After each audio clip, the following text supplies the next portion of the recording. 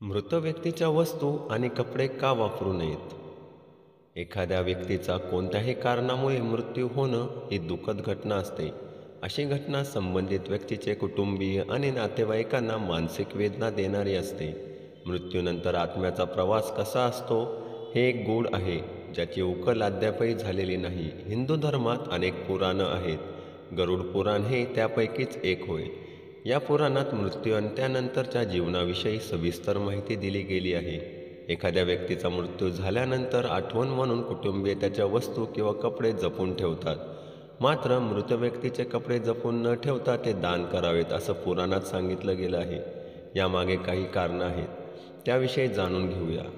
हिंदू धर्मात सर्व पुराणामध्ये गरुड पुराणाला विशेष महत्त्व आहे. भगवान विष्णू आणि त्यांचे वाहन गरुड यांच्यातल्या संवादाचं वर्णन गरुड पुराणात आहे. माणसाचा मृत्यू व त्यानंतरचं जीवन याविषयी या पुराणात सविस्तर विवेचन करण्यात आलं आहे. एखाद्या व्यक्तीचा मृत्यू झाला तर त्याचे कुटुंबीय आठवणी कायम राहाव्यात यासाठी त्या व्यक्तीचे कपडे व वस्तू जपून ठेवतात. काही जण या गोष्टी दान देखील करतात. मृत व्यक्तीचे कपडे कुटुंबियांनी घरात ठेवू नयेत, तर ते दान करावेत असं गरुड पुराणात सांगितलं गेलं आहे. यामागे काही धार्मिक आणि शास्त्रीय कारणं आहेत. मृत व्यक्तीचे कपडे वापरणं योग्य नाही, कारण असे कपडे वापरल्यास संबंधित जिवंत व्यक्तीला मानसिक आणि शारीरिक आजार होऊ शकतात.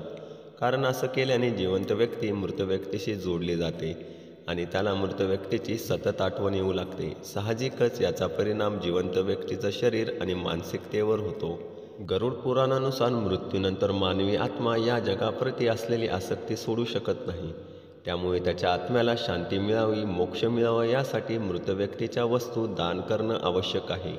त्याचप्रमाणे मृत व्यक्तीचे कपडे त्याच्या कुटुंबियातल्या व्यक्तीने वापरू नयेत असं गरुड पुराणात सांगितलं गेलं आहे. कारण मृत व्यक्ती त्या व्यक्तीशी जोडली गेलेली असते.